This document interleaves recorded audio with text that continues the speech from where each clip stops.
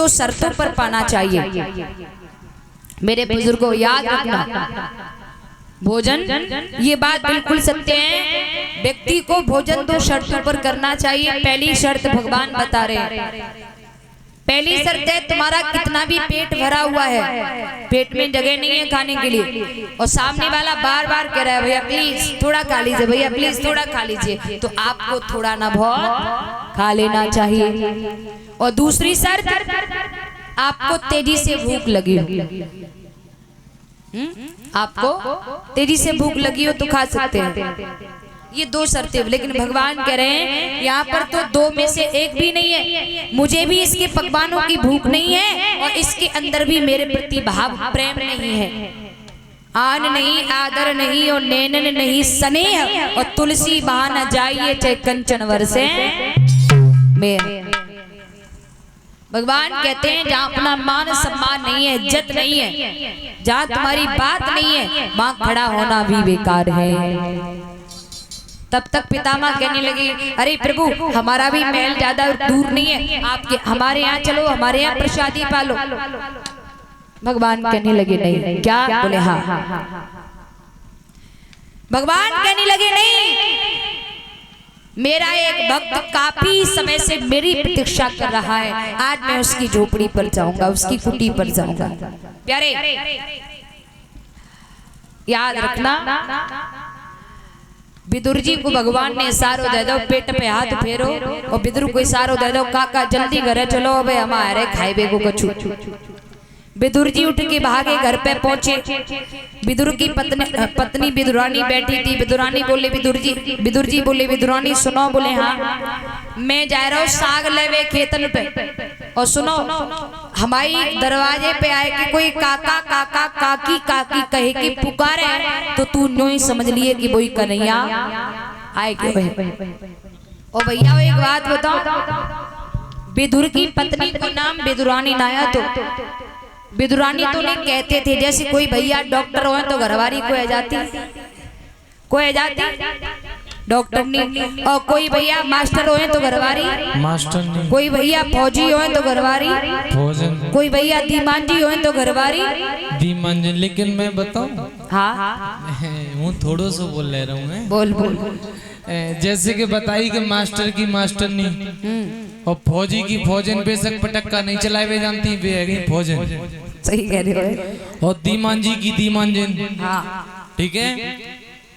और एक बात मेरे न्योन समझ में नहीं आ रही, कहा जैसे बाई चांस, वैसे तो हैं तो नहीं हमारे यहाँ पे हैं, बाई चांस कोई भैया चोर होए, बाकी वो उसे कोई चोटिया काई नहीं कहते, ये नहीं तुम्हारी से इस बात तो सही कह रहे हो। या तो घर चोटिया कह रही ना, या तो हॉस्पिटल में है ना, तो फिर जब पेट पे हाथ फिराए फिराए के बेबे गारी दे जो कबू ने सुनी हो, यही नहीं तुम्हारी ना तो कहीं की देखिए।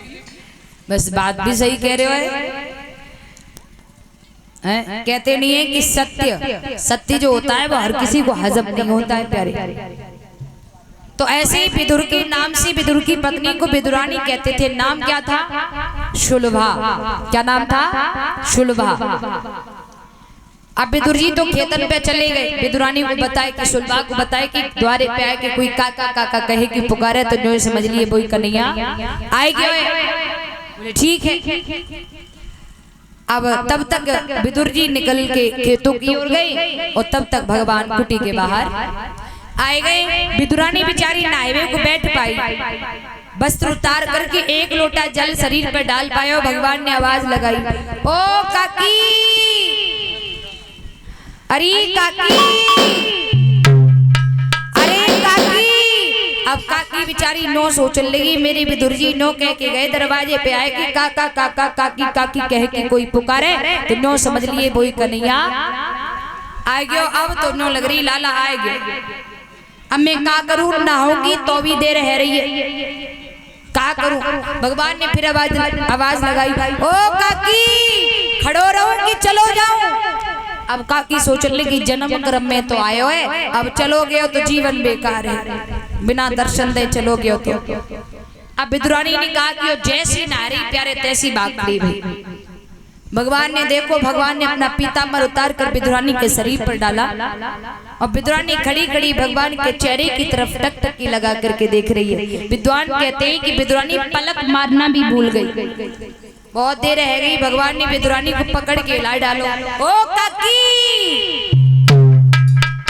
जब मैं ना आयो, जब मैं बाहर खड़ो, बाहर खड़ो तब भी खड़ो, और तू आएगी तो भी मैं खड़ो ही, अंदर ले जावेगी कहनी। अरे लाला मैं तो भूल ही गई। चल, कन्या को लेके आंगन में पहुंची, आंगन में ले जाएगी, फिर खड़ो कर ले। भगवान बोले ओरी बाबरी, बिठाएगी कहनी, बिठाएगी। काकी बेचारी अंदर गई, पीड़ा लेके आई। पीड़ा समझते है ना, पीड़ा हो, और पीड़ा लाई के उल्टो डाल दो, सीधो नहीं उल्टो। और भगवान भी उल्टी पीड़ा पे बैठ गए। अब जब उल्टा पीड़ा डालोगे तो को पाओ ऊपर को होवेगो ना पाओ। अब उल्टी पीड़ा पे भगवान बैठ गए बड़े प्यार से। जो पाओ तो ना ऊपर को बापे हाथ धर के बोले काकी तू बड़ी समझदार है। बोले काकी तो को मालूम है लाला पीड़ा पे बैठे तो बाको टेकुआ की जरूरत पड़े, तूने टेकुआ बहुत नी को लगाया हो मेरे काज। प्यारे एक बात याद रखना, महात्मा या परमात्मा कभी हमारे घर की व्यवस्था को नहीं देखता है, वो हमारे हृदय की अवस्था को देखता है। वो हमारे हृदय की अवस्था को देखता है। प्यारे भगवान उल्टे पीड़ा पे बैठे और न्यो करके पाव पे न्यो टेकुआ लगाए कि न्यो कह रहे काकी भूख लग रही है, कछु ले आ खान का। अब बेचारी काकी के घर पे 4 केला रखे थे। प्यारे कितने केला?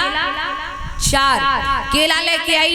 केला छीलो, गूदा ले फेंक दो, छिलका ले लाला के मुंह में दे दो और छिलको खिलाए कि न्यो। और कह रही है लाला कैसो स्वाद लग रहे हो हैं? और कन्या भी बड़े प्यार से मुस्काए कि बोले काकी बहुत ही नहीं को मैं कहा बताऊं ऐसे स्वाद तो आज तक काऊ में मुझको लगो ही नहीं। बड़ी प्यार से छिलका खा रहे हैं भगवान। दूसरों केला छीलो, गूदा ले फेंक दे और छिलका लाला के मुंह में दे दो।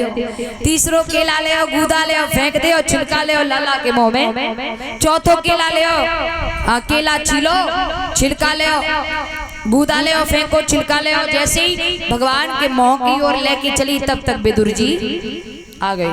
विदुर जी ने देखा ये क्या देख रहा हूँ, गूदा ये पड़ा है और छिलका है ही नहीं, ये बाबरी क्या करी छिलका खिला रही है। एकदम से विदुर जी बोले हे विदुरानी, हे पागल हो गई क्या? विदुरानी बोली कुछ गलती हो गई क्या? विदुर जी सर में हाथ मार के बोले ओरी बाबरी गलती ना हैगी तो ते बहुत बड़ो गलता है। बोले मतलब? अरे बाबरी लाला कुछ छिलको खिला रही है, गूदा फेंक रही है, लाला को मोह कड़वो हैगो।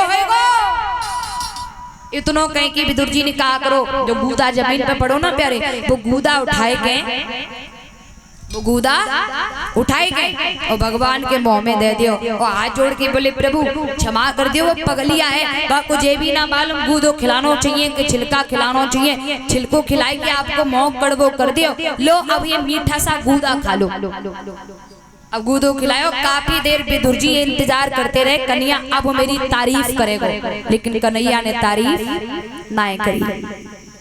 और जब कन्हैया ने तारीफ ना करी तो जैसे हम किसी को भोजन कराएं और भोजन करने वाला खुद ना कहे कि वाह कितना टेस्टी भोजन है, कितना स्वादिष्ट भोजन है, और करने वालों ना कहे तो कराने वालों खुद पूछेगो भैया नॉन मिर्च ठीक ठाक है, नॉन मिर्च ज्यादा तो नहीं है।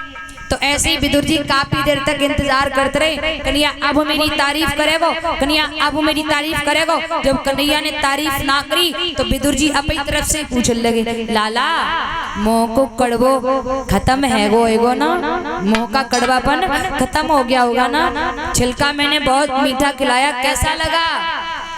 भगवान हंस के बोले काका तुम्हारे मुंह जैसी कहूँ या जो सच्ची बात है वो कहूँ? ये सच्ची बात कहे लाला मौत ऐसी काहे को कहेगो? तो भगवान बोले अगर सच्ची सुनना चाहते हो तो सुनो काका। भगवान बोले कि स्वाद चिल कौमी था तेरे गूदे में ना, जो स्वाद मेरी काकी के छिलकन में है तो वो स्वाद मोह तुम्हारे जकेला के गूदा में ना लग रहा है। क्योंकि परमात्मा कहते हैं मैं स्वाद का भूखा नहीं हूं, मैं भाव का भूखा हूं प्यारे। स्वाद छिल कौन था तेरे गूदे में ना,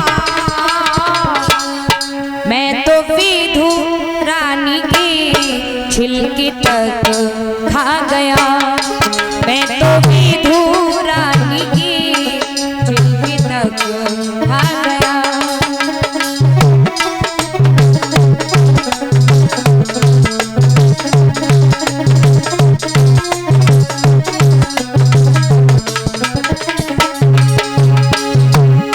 स्वाद छिल कौन था तेरे गूदे बिना,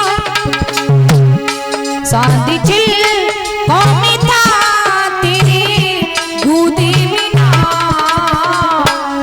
मैं तो विधु रानी की छिलकी तक खा गया, मैं तो विधु रानी की छिलकी तक खा गया।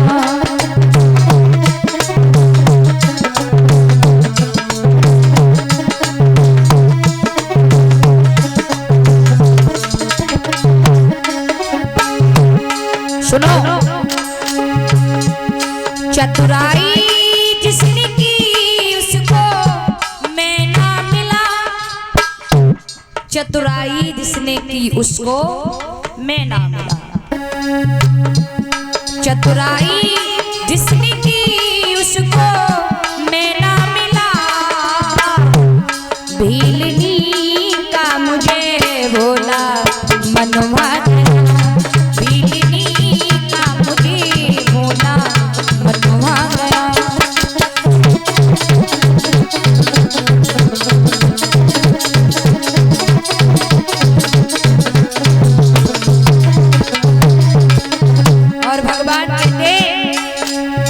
मोई कपट छल छिद्र न भावा, मोई कपट छल छिद्र न भावा, निर्मल मन जन सो मोई पावा।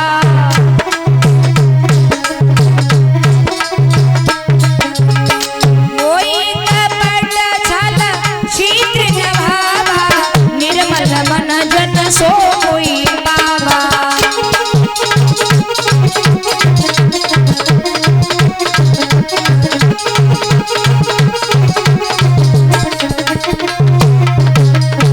जाती रही भावना जैसी, मूर्ति देखी दिन तैसी,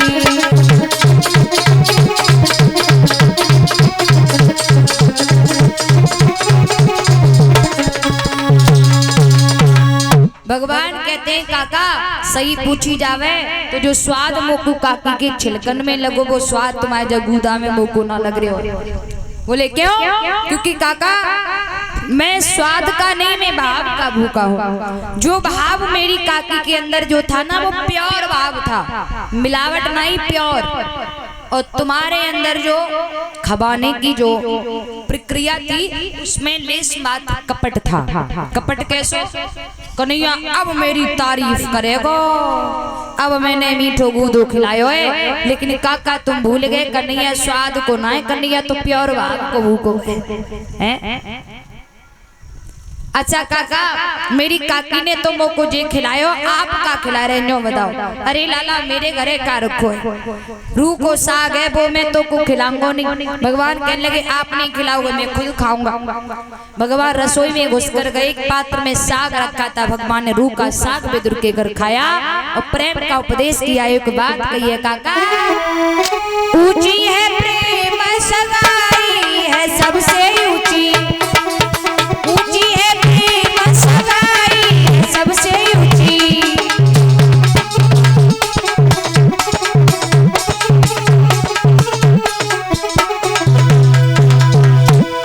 सबसे ऊंची, सबसे ऊंची, सबसे ऊंची, सबसे ऊंची।